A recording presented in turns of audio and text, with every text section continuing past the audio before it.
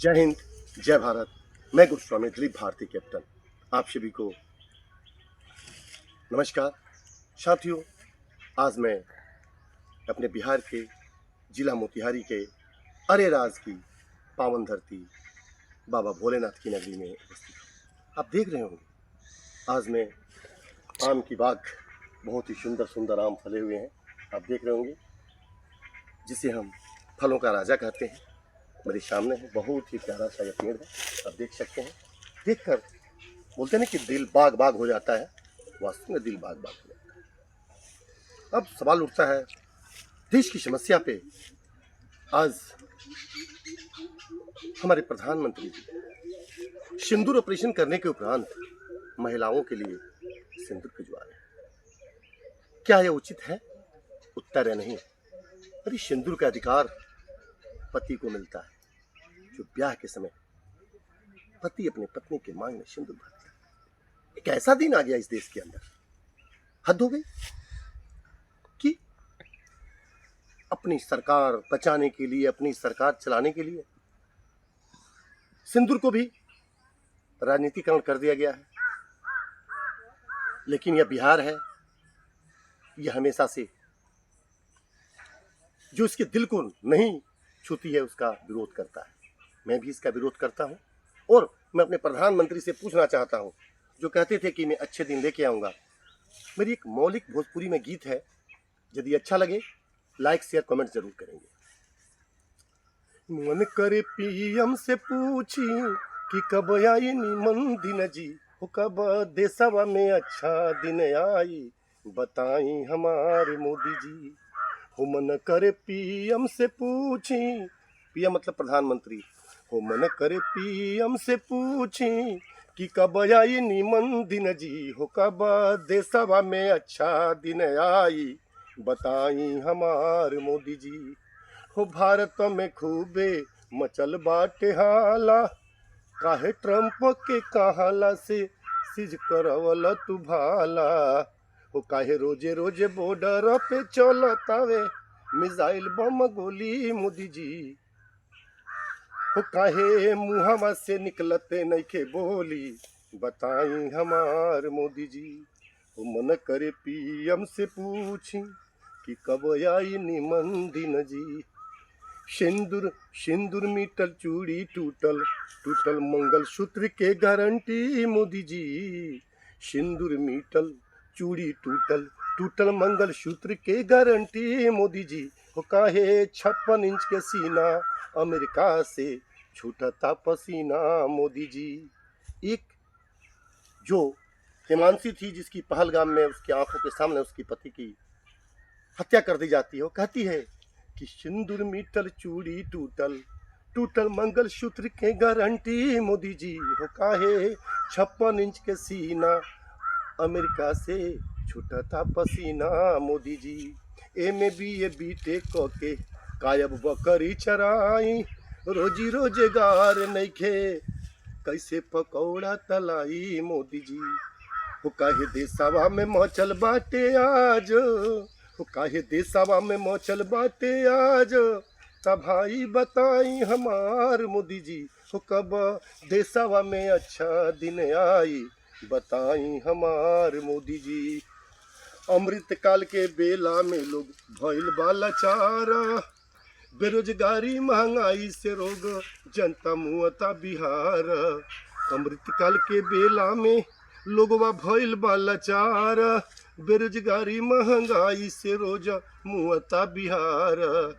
अपना जनता के बतिया, अपना जनता के बतिया कहस आज दिलीप कुमार मोदी जी। हो कब देशवा में अच्छा दिन आई, बताई हमार मोदी जी। हो मन करे पीएम से पूछी, हो मन करे पीएम से पूछी कि कब आई निमन दिन जी। हो कब देशवा में अच्छा दिन आई, बताई हमार मोदी जी। हो मन करे पीएम से पूछी कि कब आई निमन दिन जी। हो कब देशवा में अच्छा दिन आई, बताई हमार मोदी जी। हो बताई हमार मोदी जी। जय हिंद, जय भारत। मोदी जी ने कहा था कि अच्छे दिन आने वाले हैं, जिसको भोजपुरी में निमन दिन कहते हैं।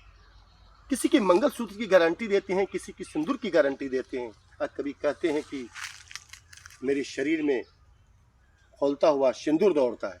वाह रे मोदी जी वाह! जिस सिंदूर को आप अपने खून के अंदर दौड़ाते हैं, क्या उस सिंदूर को महिलाओं के मांग में भरना चाहते हैं? कहते हैं ना कि बिना सकाले विपरीत बुद्धि। मुझे लग रहा है यही हो रहा है। ऐसा कृपया ना करें। हर चीज की राजनीतिकरण कर दी गई है। सेना की भी राजनीतिकरण है, सैनिक की भी राजनीतिकरण है। आज तक कोई भी पार्टियां सेना के नाम पर कभी ढोल पीट कर चुनाव नहीं जीतती थी, लेकिन नहीं, कारगिल में भी यही हुआ, 2019 पुलवामा में भी यही हुआ, और अभी भी यही किया जा रहा है। ऐसा नहीं कि देश की जनता नहीं समझती है, देश की जनता बहुत ही समझदार है। कहते ना 400 पार का नारा दिया आपने, 240 पर अटके ना, आपको तो शर्म आनी चाहिए। 400 पार का सपना देखा था, 240 पर रुके। सरकार ही नहीं बनानी चाहिए थी। क्यों हमारे चिराग पासवान और नीतीश कुमार के बैसाखी के सहारे आपकी सरकार चल रही है? ये सोचने का विषय है और सोचना भी चाहिए। आपके चापलूस लोग ढोल पीटते हैं कि वाह बड़े अच्छे काम हो गए, बड़े डंके बज रहे हैं। क्या बज रहा है डंका? यही कि आप सेना को प्राइवेट लिमिटेड कंपनी समझते हैं। जब मर्जी कहते हैं कि बॉर्डर पे हमने पूरा खुली छूट दी है, आपकी जब मर्जी आता है तब कहते भैया सीज फायर कर दो। हमारे जवान शहीद हुए, क्या उसके लिए एक शब्द है आपके पास? पहलगाम में हमला होता है, क्या उसके लिए है शब्द आपके पास? मुर्शिदाबाद में होता है, गृह मंत्री जी कहते हैं तो बांग्लादेशी लोग आ गए। अरे आ गए थे भैया, तो जो मुर्शिदाबाद का बॉर्डर है, who will responsible border security force diploid on this border. उस सीमा का रक्षा सीमा सुरक्षा बल करती है, जिसके मुखिया हमारे श्री अमित शाह जी गृह मंत्री के अंडर में आता है। वो जिम्मेदार है और खुद ही कहते हैं क्यों बोले तो आया कैसे?